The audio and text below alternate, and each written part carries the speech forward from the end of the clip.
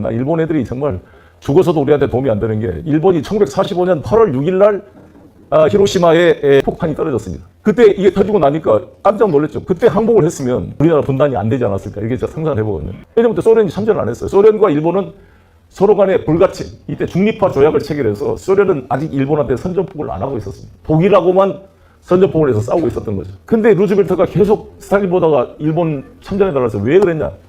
일본 애들이 1억 옥세 천황폐하의 정체를 만약 연합군이 유지해준다는 약속을 하지 않으면 우리는 항복할 수 없다. 1억 명이 다 옥세에서 죽더라도 천황폐하를 지키겠다. 좀 괴기스러운 것, 무슨 유사 종교 같은 거죠.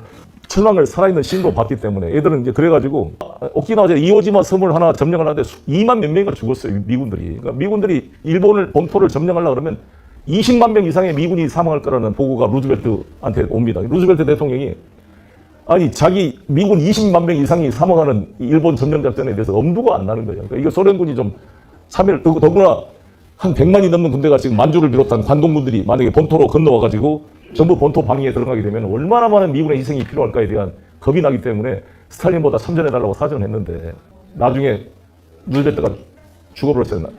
4월 며칠인가 돌아가시고 나서 이제 트루만이 되고 났는데 트루만이 한 5월 전인가 맨하탄 계획이 성공해서 포츠담 선언하기 전에 보고가 독일로 옵니다. 무사히 성공했다. 암으로. 뭐 환자를 무사히 치료했다든가 뭐 이렇게 해서 원자폭탄이 성공되니까 트루만이 스탈린을 빼버려요. 네 없어도 이제 일본이 이길 수 있으니까. 그래서 포츠담 선언은 소련이 안 들어가 있어요. 장개석하고 처칠하고 트루만이 서명했습니다. 포츠담 선언이라는 게 무조건 항복을 촉구하는 겁니다. 일본한테. 거기에 스탈린 이름이 안 들어갔어요. 나중에 스탈린이 들어갔는데 왜냐하면 스탈린은 그때 일본에 대해 선전포고를 한 전쟁 당사자가 아니니까 포츠담 선언에 서명 자격이 없었어요. 그렇게 해서 뿌리니까 이 포츠담 선언을 보고 일본 놈들이 그때 일본 고국주의자들이 천황폐하를 지켜준다는 정체를 지켜준다는 말이 없잖아요. 포츠담 선언에. 즉 조건부 항복이 아니라 무조건 항복이라는 것은 천황도 전범으로 체포돼서 재판에 쓸 수 있다는 그 위기 때문에 히로시마에 원자폭탄이 터진 걸 보고도 항복을 하면 안 된다는 게 우세합니다. 그때 이놈들이 항복을 했으면 소련이 참전 기회를 놓친 거죠. 그러니까 8월 6일 날 딱 그 떨어지자마자 스탈린이 분노한 거죠. 이 새끼들이 미국 놈들이 우리한테 원자폭탄 이걸 숨기고 나를 뺀치놓고 자기들끼리 그냥 일본을 먹으려고 했구나. 그래서 바실리프 장군한테 그 극동군에 만주에다 바로 전화를 해서 총력으로 지금 관동군 총력 질주해라 만주 쪽으로. 그래서 바로 선전포고하고 이제 공격 개시를 하려고 시베리아 철도를 통해 밤을 새워 탱크 부대가 달려가기 시작합니다. 8월 6일부터. 8월 6일, 7일, 8일 날 대일본 선전포고를 해요. 소련이. 그러니까 일본이 7일 날만 항복해버렸으면 선전포고 안 오고 분단 안 됐을 거예요. 이게 선전포고 하고 8월 9일 날 나가사키에 3일 뒤에 원자폭탄이 떨어지거든요. 8월 6일, 8월 8일, 8월 9일이 아주 중요한 시간인데 일본 애들이 무서운 게 히로시마, 나가사키에 핵폭탄이 터져도 항복 안 하려고 그랬어요. 끝까지. 다 죽더라도 우리는 천황폐하를 지키는 게 1억 옥세론이 겁니다. 1억 명이 다 배를 갈라 죽더라도 천황폐하를 지키자. 이게 일본인들 그때 군국주의의 심리였으니까. 근데 소련이 참전하다 보니까 항복한 겁니다. 소련이. 왜? 소련이 참전하면 베를린처럼 소련이 도쿄를 만약에 연합군하고 소련이 반반씩 점령하면 꼼짝없이 히로히토는 전범 재판소에 뉘렌베르크 법정처럼 잡혀가지고 전범으로 유죄 판결을 받을 수밖에 없기 때문에 이럴 바에야 확실하지 않지만 미군한테 빨리 항복하는 게 천황폐하를 지키는 길이다. 그래서 바로 항복을 하게 된 겁니다. 참 이게 역설적인 건데 도움이 안 된 거예요. 그래서 우리가 분단이 돼버린 거잖아요. 결과적으로 소련군들이 몰려오면서 애꿎은 일본을 분단시켜야 되는데 애꿎은 우리 대한민국이 분단돼서 여기까지 오게 된 거죠. 저는 이제 또 하나의 한성이 뭐냐면 여러분 아시다시피 1882년도에 이보군란이 발생했고 1884년도에 갑신전변이 일어났습니다. 김옥균이가 3.1찬을 했다가 청나라 군대한테 목에서 도망가고 청나라가 이겼잖아요. 그래서 청나라와 일본 애들이 합의를 맺은 거예요. 이토 히로부미하고 이홍장이 청나라를 대표해서 텐진에서 합의한 게 텐진 조약입니다.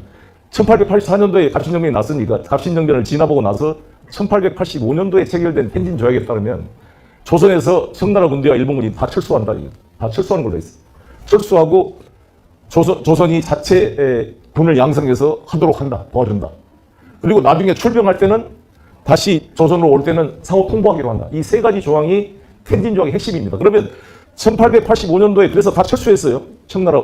그럼 1885년부터 1895년 갑오개혁 때까지 그 10년의 세월이 황금 같은 시간이었습니다. 우리가 정말 그때 군비를 개혁하고 근대화시키고 문물을 만들고 그래서 1882년도에 미국과 상호 통상조약을 체결했고 1884년, 1886년 프랑스, 84년 영국, 86년 프랑스, 미국, 영국, 프랑스라고 체결되면서 이제 우리를 근대화시킬 수 있는 토대의 힘을, 국력을 키울 수 있는 시기였는데 이 고부군수 조병과 같은 이런 탐관 우리들이 정말 이 백성들을 갈구고 그래가지고 일어난 게 동학 농민혁명이 1894년도에 터지게 된 겁니다. 조병갑의 학정을 조사해가지고 이걸 처벌해서 민심을 수습했어야 되는데 초토사라 그러죠. 이런 놈들이 같이 조병갑 편을 들어서 백성들을 하고 싸움을 하게 되니까 이게 번지게 되고 그 와중에 이 바보들이 청나라한테 군대 파병을 요청하고 그러니까 청나라 텐진조약에 따라 일본에 통보하니까 일본 애들이 더 빨리 와서 일본 애들이 1894년도에 7월 달에 벌써 이미 군대를 가서 경복궁을 지나고 그때부터 조선 침략이 시작된 겁니다. 그때부터. 그러니까 그때를 생각하면 너무 가슴이 아픈데 이 무능한 이 조선 정부가 자국의 백성을 주기 위해서 외놈들과 청나라를 끌어들이는 이런 미친 놈들이 어디가 있냐 이거죠. 왜 자신의 조국의 자기 백성, 자기 민족을 자기 힘으로 해결하지 못하고 외국 군대에 의존하려고 하는 이런 뼈아픈 이런 이 비자주적 사고가 지금도 우리 사고에 형성되어 있는 거죠. 그때를 저는 생각해 보는 거예요. 그래가지고 어떻게 됐어요? 그놈들이 와가지고 완전히 우리 정말 기관총으로 다 쏘아 죽인 거잖아요. 완전히 그냥 그때 공주 우금치 마루의 전부를 시산혈례를 이루고 죽어갔습니다. 우리 노학 농민들이 정말 가슴 피가 맺힌 건데 그리고 나서 청일전쟁이 벌어진 거잖아요. 청일전쟁이 벌어져서 청나라를 깨지고 나니까 요정반도까지 다 먹으려 그러니까 이제 러시아에 뭔가 협력을 해보려는 민비가 걸린 돌이 된다 해서 민비를 죽여버린 게 바로 1895년 을미사변입니다. 을미사변. 미우라 공사동 이런 데 와서 정말 명성황후를 시해하고 거기 오줌을 싸고 불에 태워 죽였다는데 그 기운을 받으려고 김건희가 명성황후 방해까지 들어갔다 왔다 하는데 그것도 참 웃기는 무슨 기괴한 일인지 알 수가 없는데 아무튼 그렇게 우리 국모가 처참하게 이렇게 살해된 거죠. 그러니까 얼마나 고종은 그때 떠났겠어요. 자기 부인이 이렇게 난자돼서 죽는데 자기는 남편으로서 지켜주지도 못하고 고종도 자기도 죽을까 발발 떨고 있었어요. 그래서 고종이 여기서 사는 길은 뭐냐면 빨리 경복궁을 도망쳐서 러시아 공사관으로 도망가는 수밖에 없다. 그래서 몇 번 출생문 사건도 있고 몇 번 여행 연습을 하다가 드디어 성공한 게 1896년도에 러시아 공사로 덕수궁 쪽으로 해가지고 소위 아관 망명을 하게 된 겁니다. 가자마자 이 김홍지 친일 내각을 무너뜨리고 이 새롭게 권력을 잡습니다. 고종이 러시아 힘으로 잡아서 만든 것이 대한제국이 1887년도입니다. 그래서 광무라고 이름을 짓고 광무 개혁을 하면서 이 덕수궁에 천단을 만들고 있어요. 드디어 우리가 황제라는 이름을 한번 써본 거잖아요. 우리 5,000년 역사에 황제라는 이름을 언제 한번 써봤어요. 그래서 나는 이 대한제국을 우습게 보는 것은 나는 친일적인 사고라 보여지고요. 저는 우리가 정말 대한제국 역사를 다시 재조명해야 한다고 생각합니다. 대한제국 때 우리나라 영토가 간도까지 넓혀졌고 독도가 공식으로 편입됐고 경부선, 경의선, 경원선이 다 대한제국 때 만들어졌고 연희 전문학교, 보성전문학교 수많은 학교들이 다 대한제국 때 만들어진 겁니다. 동경보다 더 먼저 전철이 만들어졌습니다. 한양에. 대한제국 때 뭔가 변화와 발전이 막 움틀거리던 시대였는데 이것이 이제 러일전쟁에서 일본이 이김으로써 완전히 1905년 을사늑약으로 연결되고 1907년 정미 7조약 마지막 해이금 일사를 보냈더니 그게 실패해서 고종을 퇴위시키고 결국 고종을 독살시켜서 고종이 독살로 돌아가셔가지고 그 인사진이 바로 1919년 3월 1일 그 3.1운동의 기폭제가 되었던 것이 바로 고종의 승하일, 고종의 그 죽음으로 만들어진 게 1919년 3.1운동입니다. 이 3.1운동이라는 것이 그러니까 저는 대한제국과 분리된 게 아니라 그래서 3.1운동 때 전부 태극기를 들고 나온 게 이 태극기는 대한제국의 공식 국기가 태극기였습니다. 따라서 대한민국이란 말도 대한제국이 민의 나라, 민유방번의 나라로 바뀐 거예요. 그래서 대한제국과 저는 대한민국의 관계를 연결해야 되고 그래야 우리가 대한제국과 대한국민을 연결해서 우리의 태극기와 이것이 1919년 대한민국이 건국됐다고 이야기를 해야 우리가 북한에 대해서도 우리 대한민국의 정통성을 주장할 수가 있고 대한민국 헌법 3조 우리 대한민국의 영토는 한반도와 그 부속 도서로 한다라는 헌법적 역사적 정당성이 있는 겁니다. 나중에 북한이 혹시라도 붕괴했을 때 중국 애들이 제2의 동북 3성, 동북 4성으로 북한을 만약에 중국 영토로 통폐합시킨다 그러면 무슨 명분으로 우리가 북한이 대한민국 영토라고 주장할 수가 있겠습니까?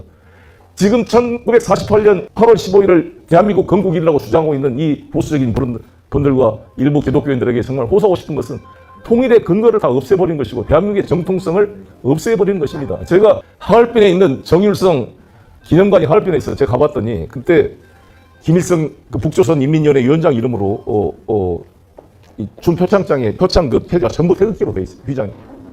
김일성 장군 평양 시민 환영대도 보면 뒤에 다 태극기가 있습니다. 태극기가 즉 대한제국과 3.1운동의 대한민국 임시정부의 그늘을 그 권위를 김일성조차도 인정할 수밖에 없었던 것이죠. 그때만 하더라도 해방되고 이후에. 그러니까 그러한 저는 근거를 가지고 우리를 지켜와야 된다는 것이고, 건국 전쟁이라 그래서 최근에 리박스쿨에서 이승만 박정희의 그런 업적을 이제 막 발전하자는 그 영화 이런 내용을 제가 다 봤습니다.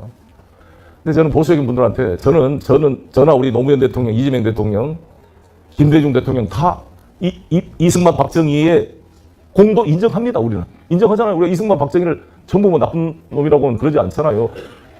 아니, 박정희한테 그렇게 탄을 받던 김대중 대통령조차도 박정희 기념관을 만드는데 박근혜 씨를 도와서 협력을 해서 박정희 기념관 만드는 예산도 지원을 해줬습니다.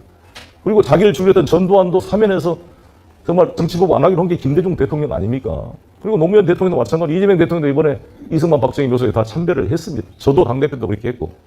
이승만이 문제가 많았죠. 근데 이승만한테 나는 이승만이 그래도 잘한 게 있다고 보면은 하나가 뭐냐. 그래도 이승만이 이 초대 농림부 장관으로 죽산조봉암을 임명한 겁니다.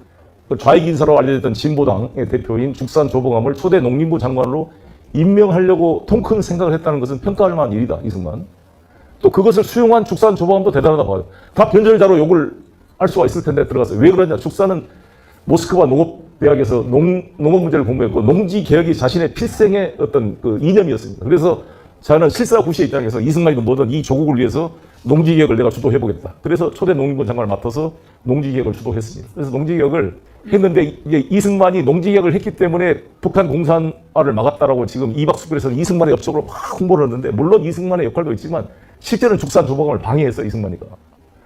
죽산조봉암 어떻게 했냐면 한 해 수확물의 120%를 지가로 해가지고 20%씩 6년에 걸쳐 땅값을 농민들이 상환하는 걸로 하고 땅을 다 농민들에게 주겠다라는 거죠. 그리고 지주들한테 지가 보상을 국가가 30% 보조해서 1년 수확량의 150%를 땅값으로 지가증권으로 주는 걸로 유상몰수, 유상분배가 그 아니었습니다. 이것을 지주들의 입장을 받아서 이것을 200%를 올리려고 그랬어요. 이승만이. 그래서 계속 죽산하고 부딪혀서 나중에 죽산을 해임시킵니다. 마지막에. 이게 어찌됐건 그건 자체하고 나는 그 평가해준다 이 말이죠. 그러나 이 리박스쿨 지금 보수주의자들이 이것이 무조건 이승만의 뭐 만의 업적이라고 말하는 것은 나는 과장이다 이렇게 보는 거죠. 왜냐하면 그때 김일성이가 무상몰수 무상분배를 북쪽에서 하고 있으니까 농민들이 민심이 흔들렸던 거죠. 우리도 뭐 해야 되고 그래서 유상몰수 유상분배를 하고 6.25 나기 직전에 전부 그게 일단 땅을 주겠다는 약속 통지서가 가게 됩니다. 그렇기 때문에 6.25 때 만약에 농지개혁이 안 된 상태에서 6.25가 일어났으면 남로당의 활동이 훨씬 강화됐을 것이고 소장농들이 남로당의 동조자가 넓어져서 이 전선 뒤에서 교란작전을 펴게 됐으면 6.25가 쉽지 않았습니다. 낙동강 전선이 무너질 수가 있었기 때문에 우리 대한민국이 공산화를 막고 우리 대한민국을 지킬 수 있었던 것의 중요한 요인 중에 하나가 농지개혁이라는 것은 누구도 부인하지 않습니다. 그 성과 인정합니다. 나는 이게 인정해 준다. 이게 이승만이 그거 잘했다. 그러나 그건 당신만 것이 아니었다. 그 죽산조봉암을 나중에 간첩으로 몰아 죽인 이승만은 또 뭐냐고 그걸. 초대 농림부 장관으로 자기가 함께 농지개혁을 그 성과로 홍보하면서 그 주역인 죽산을 간첩으로 몰아 사법살인으로 정말 사형시켜버린 사람.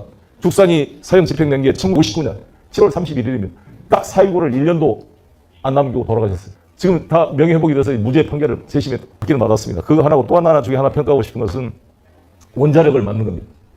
그때 우리가 왜 그랬냐면은 1948년 5월 10일 날 50선거를 하게 되잖아요. 그러니까 북한에서 그때까지는 전기를 남쪽에 보내줬어요. 왜냐하면 전력 생산을 주로 수풍 때부터 북한에서 다 수력 화력이 발전이 했기 때문에 우리나라의 전력과 그때 북한의 전력이 거의 82대 18% 정도로 압도적으로 북한의 전력이 풍부했습니다. 우리가 50선거 단독정부 수립하겠다고 1948년 5월 10일 날 딱 그걸 하게 되니까 전력 송전을 끊어버립니다. 북쪽에서. 그게 5월 15일 충격 단전 조치라 그러는데 그러니까 얼마나 우리 이제 서울이나 이런 데는 지금 북한처럼 지금 거꾸로가 된 거죠. 그러니까 이거를 해결하려고 이승만 대통령이 아마 에너지의 중요성을 그때 절감했을 것이고 그래서 우리나라 최초의 국책 연구를 만든 게 1959년 원자력 연구소입니다. 그래서 그때부터 원전을 준비해가지고 원전이 그때부터 20년 후인 70년대 후반도에 우리나라 원전이 일대 원전이 고리 월성 이게 이제 가동되기 시작한 거죠. 그리고 그러한 원전의 에너지가 있었기 때문에 우리가 값싼 에너지로 70년대 80년대 경제 성장이 가능했던 것입니다. 그래서 나는 이 원자력 계통에 있는 사람들의 성과를 인정해야 되는데 이 원전 인사를 문재인 정부 때 갑자기 이 사람들 원전 마피아로 매도를 해가지고 탈원전 한 방에 완전히 나는 망했다고 보거든요. 제가 당대표 되자마자 문재인 대통령 만나가지고 탈원전 속도 조절합시다. 왜 탈원전이라 그럽니까? 그냥 에너지 전환이라 그럽시다. 어차피 원전 한 번 만들면 수명이 40년이에요. 한 번 업그레이드 하면 20년 연장되면 60년을 최소한 가는데